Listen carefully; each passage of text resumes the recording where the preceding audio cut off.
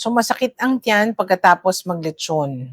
So kakatapos mo lang kumain ng paborito mong lechon, sinamahan mo pa ng chicharon o nakipagsangyupsalang ka pa, tapos bigla na lang may matinding sakit sa kanang bahagi ng sikmura mo na tumatagos hanggang sa likod at sa balikat. So ang laging hula ng mga kasama mo ay naimpatso ka lang sa dami ng kinain mo. O kaya ulcer yan. Uminom ka ng antacid. Pero bakit hindi nawawala at pabalik-balik tuwing kumakain ka ng matataba?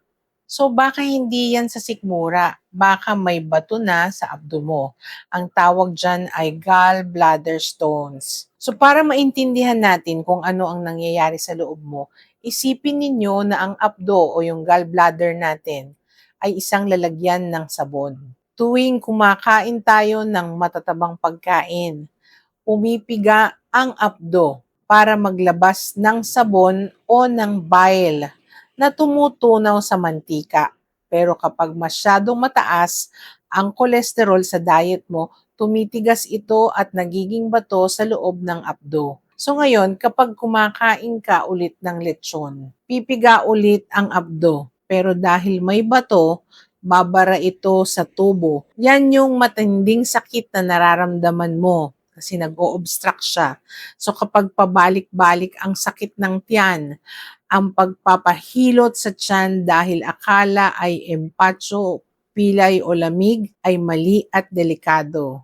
So kapag madiin na hinihilot ang tiyan mo habang may malaking bato o namamaga ang abdo mo o yung tinatawag nating cholecystitis, pwede itong pumutok sa loob. So kapag pumutok ang abdo, kakalat ang matapang na asido at impeksyon sa buong tiyan mo at magiging isang nakamamatay na emergency. So it's an acute abdomen, medical emergency po yan. So anong dapat nating gawin? Una, bawasan agad ang matatabang pagkain para hindi na magpiga ang abdo mo and low-fat diet muna tayo. So pangalawa, huwag idaan sa hilot, magpa-hepatobiliary ultrasound ng tiyan at magpakonsulta sa isang surgeon. Kapag pabalik-balik na ang sakit at madami ng bato sa abdo, ang tanging ligtas na lunas ay ang pag-opera para tanggalin ang sira ng abdo mo. So kaya huwag isiping ulcer lang ang sakit ng tiyan kapag galing sa handaan.